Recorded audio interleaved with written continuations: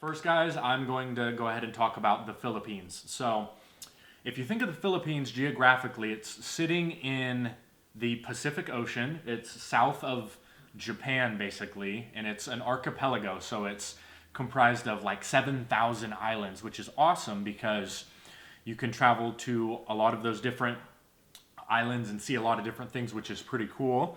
And that is one difference right there compared to Thailand, because Thailand, you're landlocked. Yes, you have the beach and this kind of thing, but you're literally in the Philippines, you're literally in the middle of the ocean. So you're on these islands, and that makes it fairly interesting. You need to get a flight to leave the country if you want to leave, whereas Thailand, you can drive to, you can drive to Cambodia, you could drive to Singapore if you wanted to, or you could drive to India from Thailand if you wanted to.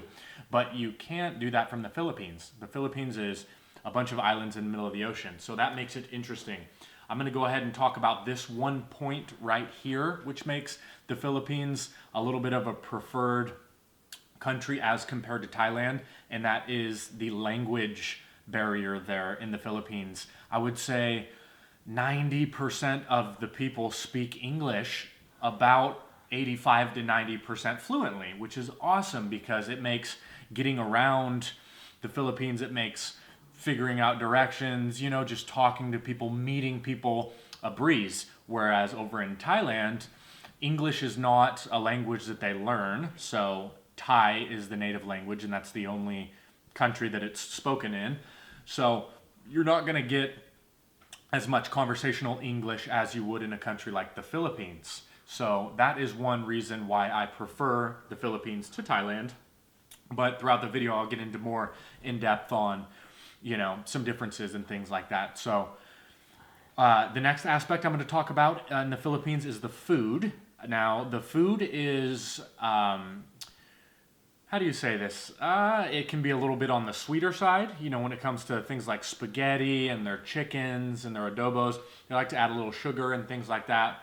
Whereas Thailand, you got a lot more flavor with spices and the kicks like that, which make it pretty nice. So food, let's say price-wise in the Philippines compared to Thailand, I'm going to go ahead and say it's cheaper, but not that much. Not that much different than a meal in Thailand. Whereas, so you might be able to get a meal in the Philippines for $2.50 US, maybe $3 US, let's say, like off the side of the road, carinderia they call them. And you can pull in there, you can get bugas, which is your rice, you can get adobo, you can get sisig, pancit, and these different kind of food, which are interesting. Whereas we go over to Thailand, you're getting more spicy things. You're getting, they do have the fish sauce in the Philippines, which is not a favorite of mine, but they do have that in both cultures. But what I can say is Thailand has more spices with their food, and the Philippines is more sweet and things like that. So I think there's an equal amount of fish in both dishes, in both countries' kind of food.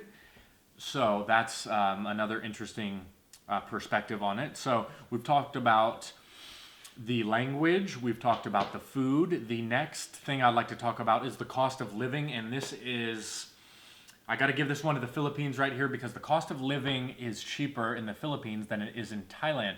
That doesn't necessarily make it a better place to live. In the Philippines, your electricity is more expensive compared to Thailand.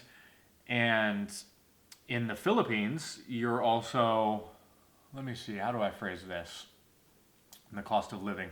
So you can get an apartment in the Philippines per month for anywhere from $200, you can be on the low end for $200 a month, to anywhere on the high end to, let's say, like 5 to 6, and you can go up and up from there.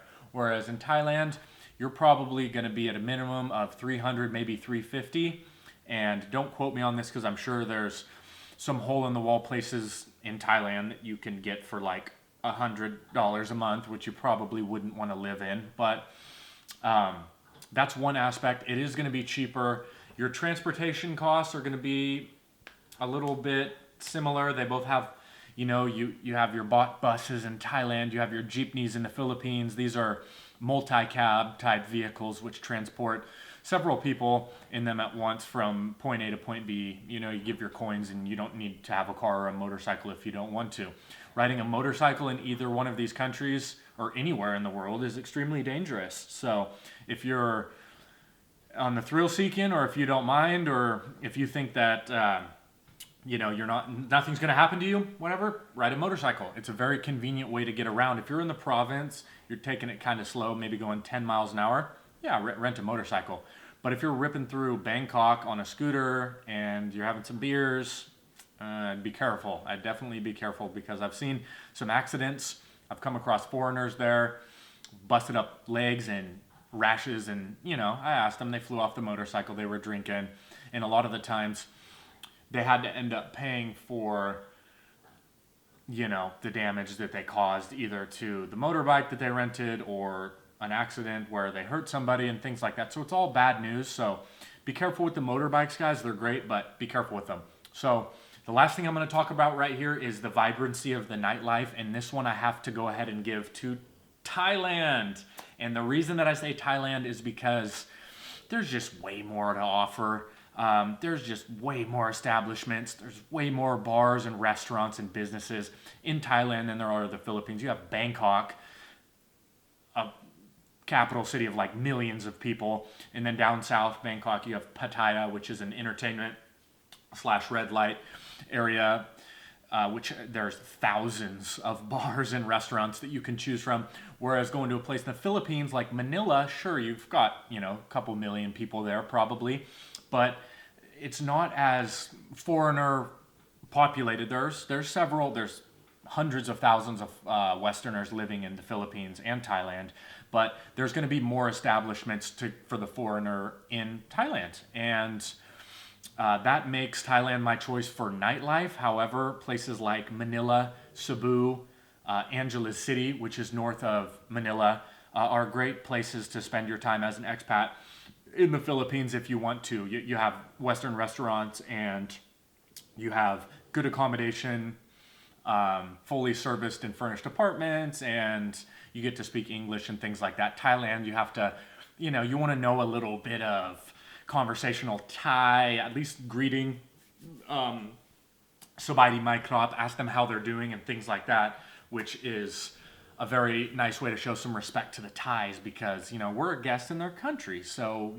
they don't, we're here in America, which is a melting pot. So we don't particularly like a whole lot of people from other countries coming here and just being obnoxious. So why would we do that in another country? So just try to think about that. I'm not perfect. I've had my share of troubles and done silly things in foreign countries like Thailand and the Philippines, which I'm not particularly proud of, but that's neither here nor there. And the next thing I'm going to talk about, or the final thing, is the visa, basically. How long can we stay in these countries? And I got to give this one to the Philippines. You can stay, an American can stay in the Philippines on a tourist visa with monthly extensions, I think once every 2 months, and then you can do a 6-month. You can stay in the Philippines for 3 years. 3 years, and then you got to fly to another country for 1 day, and then you can come back for 3 more years. So in Thailand, they don't let that happen. Thailand, you fly in as an American, you get 30 days, and then you can extend your visa one more time for another 30 days. And then after that, I believe you can do it one more time, and then you have to, cross the border and come back. And if you do this several times, the immigration catches on, and they're not particularly keen to people they don't really want us to stay. There's obviously, if you're watching this video, you're probably familiar with these kind of things. So there's hundreds of videos talking about the immigration laws tightening up in Thailand, and that is one reason the Philippines is drawing more Westerners right there. The Philippines has 600,000 Americans living there. That's a statistic I've read in the past recently, which is very interesting. That's a large number of Americans living there. So that obviously says something to expats. It's a nice country to live in. Both of them are.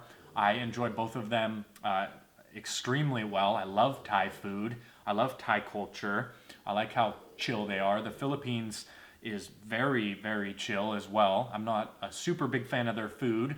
But it's still a nice place to spend a couple weeks if you have some time, or retire. So I just wanted to break that down for you guys, make a little late night video talking about Thailand and the Philippines, and I hope you guys enjoyed this, and subscribe if you'd like to hear more content about this.